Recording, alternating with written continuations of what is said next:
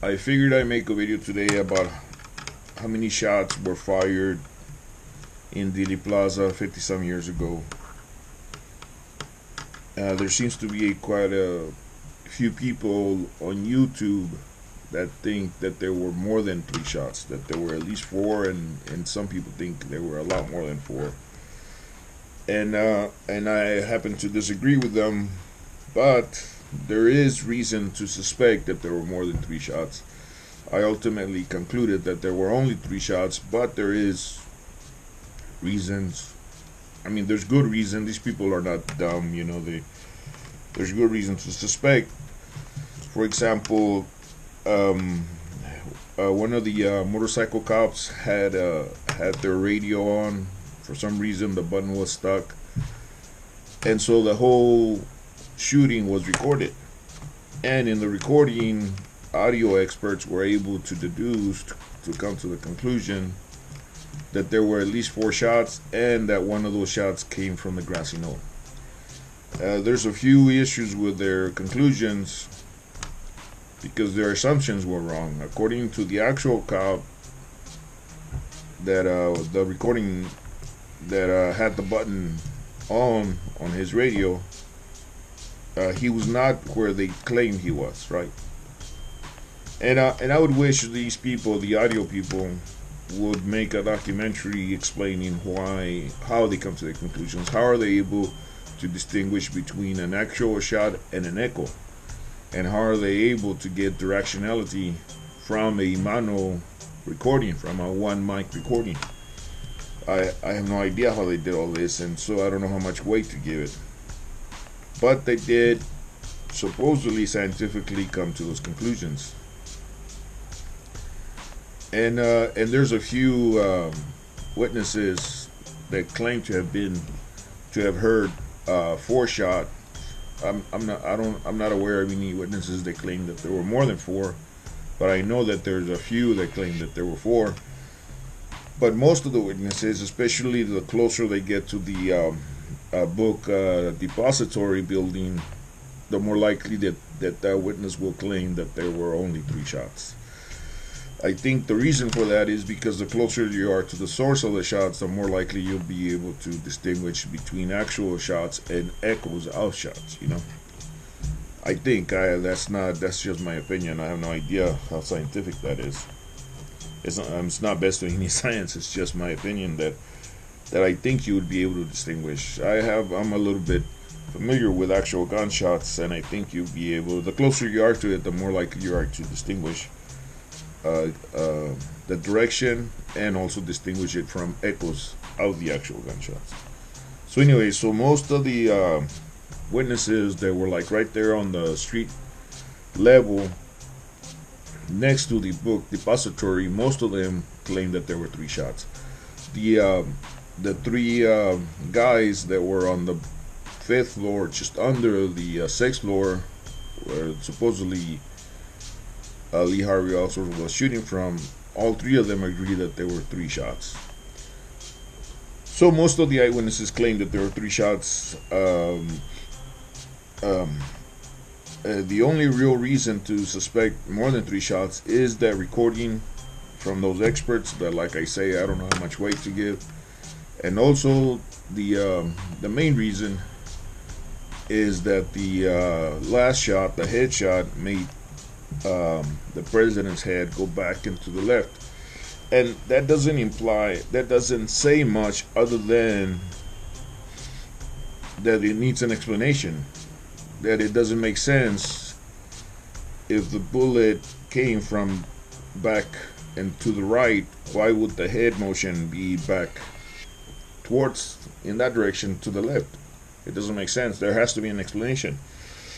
They come up with a few explanations. The people that believe the Warren Commission, they claim that it was a muscle spasm. Some of them have claimed that. You can easily do a Google search and find, I don't know how many headshots, especially from Iraq in that area, and you will see there is no such thing. Somebody gets shot in the head, they go limp and they fall to the ground. There is no muscle spasms whatsoever. So that one I never bought it, but you can easily prove them wrong just by doing a search on YouTube. But it still needs an explanation, right? So an explanation, their explanation, the conspiracy theorist explanation, is that there was a shot from the right front, from where the when the picket fence is. Even though we know that doesn't necessarily, it doesn't necessarily mean that there's somebody shooting from that direction, but what we definitely know it means is that there has to be a reason for that back and to the left motion, and it's not a bullet coming from the right back. There has to be an explanation for that motion. If you don't explain the back and to the left, you really are not explaining much. You're just leaving room for doubt. So anyway, so that's the reasons a lot of people, seemingly smart people, believe that there were more than 3 shots. But here is the reason why I think there were only 3 shots. Most of the witnesses agree that there were only 3 shots. There were only 3 cartridges found on the 6th floor by the assassin's window. And here is the scientific proof that makes me conclude that there were only 3 shots. The Zapruder film. A few years later, after the assassination, I think it would have been 1968. Almost by coincidence, a physicist started studying the Zapruder film, and he was able to come to the conclusion that he could tell how many shots there were by the Zapruder film. Instead of explaining why he come to that conclusion, I'm just gonna link that video to this video instead of trying to explain it, because they explain it way better than I could, But because of that video, and because of the eyewitnesses, and because of the 3 cartridges left, I think I can be fairly sure that there were only 3 shots. And if there were more than one assassin, apparently all the other assassins missed and had silencers. Apparently, I don't know. I don't think there were other assassins. So anyways, I guess that's it. Inquiry. The Warren Report continues. Here again is Walter Cronkite. In addition to the number of shots and the capability of the rifle, it is important to know the time span between shots, since, as we pointed out previously, if the shots were closer together than the rifle could be fired, 2 rifles must have been involved. So our next question, what was the time span of the shots? The answer might lie in Mr. Zapruder's film of the assassination. You'll recall that the commission decided that the first shot was fired at frame 210 on the Zapruder film, and the last shot at frame 313.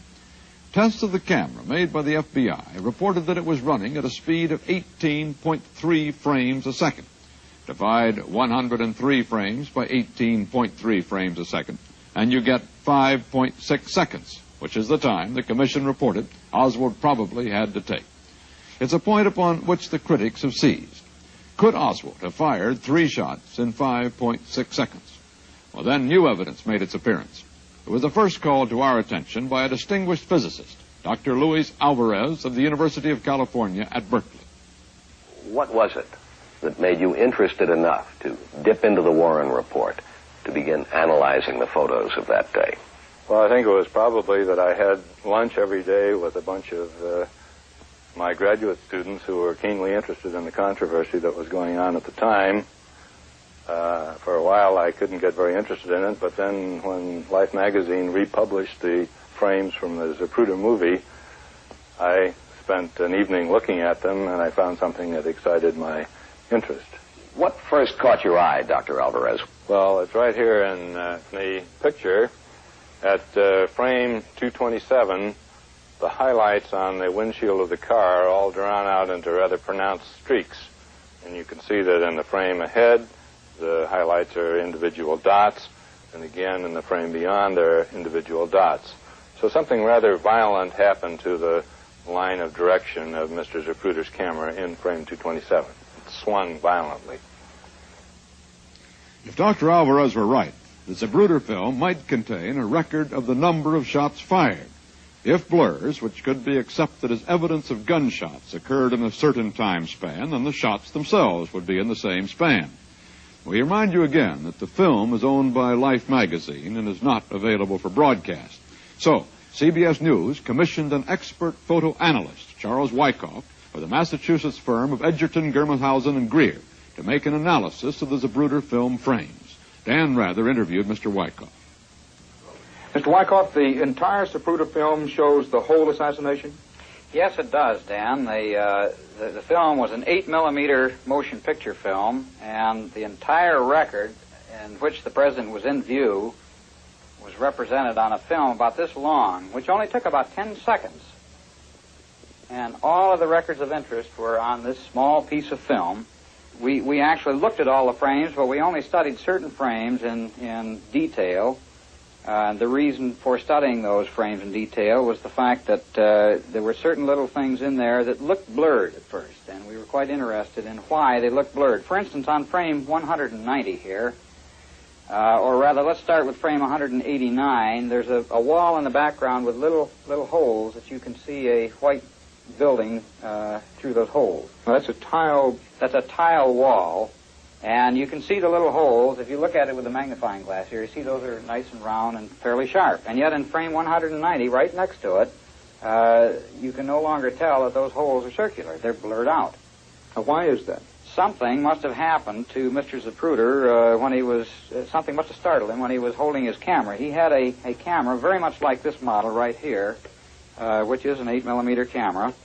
And as he held it up to his eye, concentrating on the president, something startled him, and he jumped a little bit with the camera. Not nearly that much. Not anything like that at all, just a very subtle jump, but that was just enough to cause a blur of these little holes in here, and also a blur of highlights on the car. All right, now you see that very clearly in frame 190, and that frame does look distorted, and you can't see the white holes in the wall across the street clearly at all. Now, how many times does that occur in this 10-second stretch of 8mm film? Now, that occurs several times, as we've represented up here on this film on the wall. It occurs at frame 190. It occurs again at frame 227. Frame 227 was the next evidence that I had of Mr. Zapruder moving his camera. And it occurs at frame 318. Now, this is interesting because we all know that at frame 313, the president received the fatal shot. He had a natural reaction time that he heard the sound at about the same time that something happened to President Kennedy when he was fatally wounded here. We can apply this same correction of about 4 or 5 frames to each one of these frames where I noticed motion. In other words, I'm saying that it was possible that there could have been a shot fired here, another one fired in this area of 222, 223, and another one in the area of 313, noticeable now in 318. I think the important thing is the fact that we have found an indication some 20 frames prior to the time the Warren Commission thought that the first shot was fired. Now, whether or not this was a shot, we cannot say, but certainly Mr. Zapruder, the photographer, was disturbed at that point.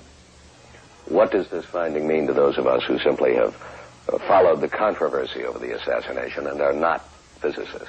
Well, to me it means that there were indeed 3 shots fired, as the commission said, that the one that apparently didn't hit anyone in the car was fired before the one that hit the president, and not between the 2 shots that obviously hit the president.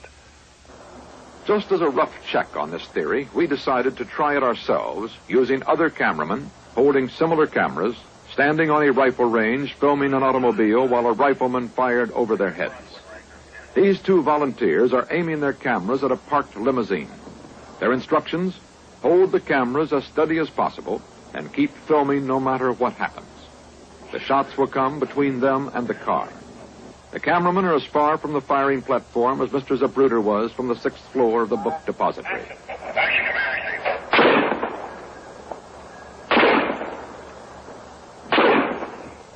reaction was obvious.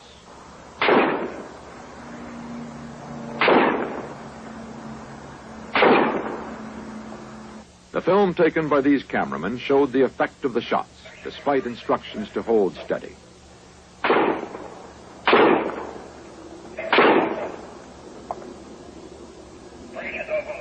Even in steadier hands, motion was always noticeable. This frame shows highlight dots around the car's windshield. In reaction to a shot, the dots change to crescents.